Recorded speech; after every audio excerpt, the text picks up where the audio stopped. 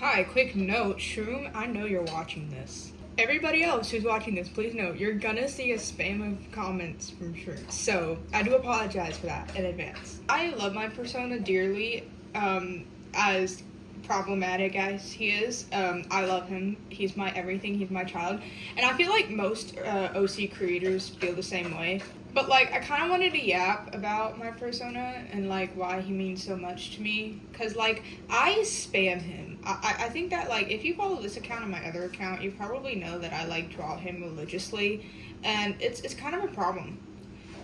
So basically, I made him like maybe a year. It's almost. I think it's been exactly a year because I think I started it. I think I made him sometime fall of last year. I don't know. If someone wants to go and check that date, be my guest. But I made him like about a year ago or 2 years ago, something like that, around that time. And at first he didn't have any lore, and I was just kind of like, I'll just make him to be my persona. I kind of like vowed to not ever give him lore because I didn't want him to like be associated, like I didn't want his story to be associated with me, if that made sense, because that's kind of what VTubers do, where their like little icon persona thing is like they're like a reincarnation of them, and then like their story has something to do with their real life story, and I didn't want people like doing that to me. So I was kind of like, well, flash forward like a solid like year or something, I don't know. I was in a very, very, very dark place. Basically, like, I had, like, lost a lot at that time, and the only forms of media I had available was Procreate and Cookie Run Kingdom. Those were the only two things I had available. During that time, I was between a Cookie Run brain rot, and the only character I knew how to draw without a reference was my persona. So then I started to create him, work on him a little bit more.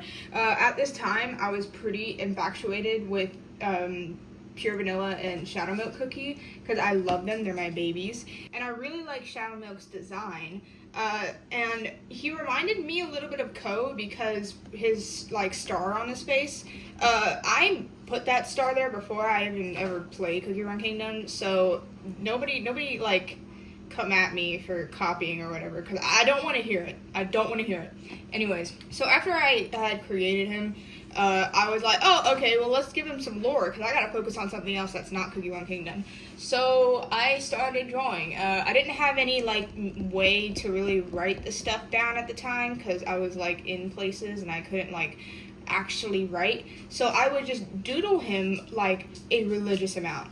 And it started this, like, sequence, almost, and that animatic, the Heathens animatic, was completely, like, made up along the way. Like I had no idea where I was going with it, and that's why it kind of has a weird like boring taste to it almost. After that animatic, I began to like think about him a lot more, and he pretty much was the only reason I was able to get out of that dark hole, because I infatuated on the story so much and I drew him so much. I would vent through him, I would experiment with his design, and the original like his original plan was that he was a shapeshifter, and so I kept that idea, and that way every form of him is canon. So he's kind of like Miku, basically. Every form that he has is canon, and that allows me to like kind of execute my creativity onto him in ways that other OCs I couldn't do with.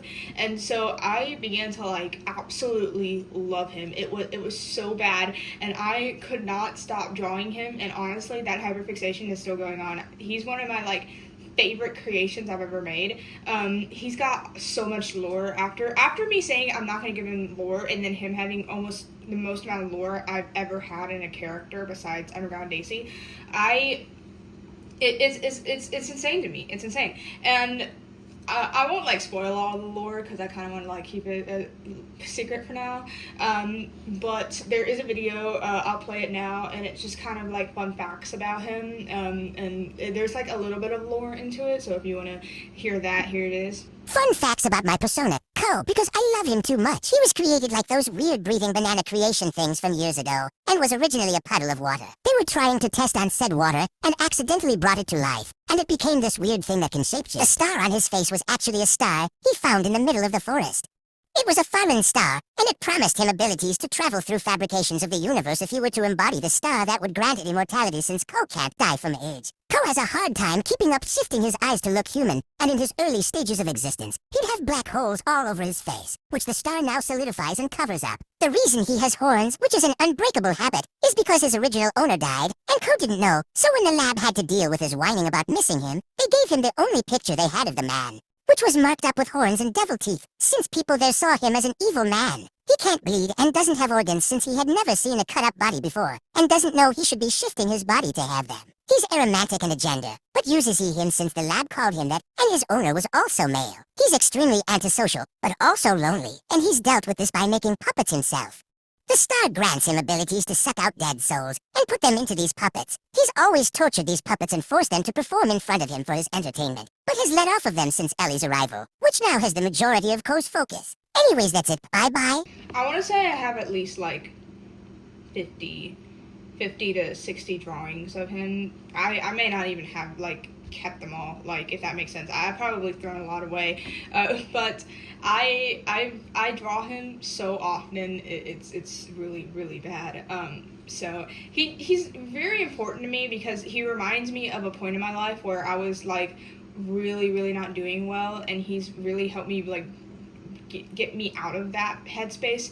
And even still, like, sometimes whenever I'm really down, and I have, especially because like when I'm down, I also have art block sometimes, and so whenever I'm in that like headspace, I usually just draw him, and I just keep drawing him, and eventually I kind of get out of that headspace. So that's why I like draw him so much, because he kind of like helps me cope, if that makes sense. And so and I'm sure a lot of creators can relate to that. Anyways, that's all I have for this video. Koki out.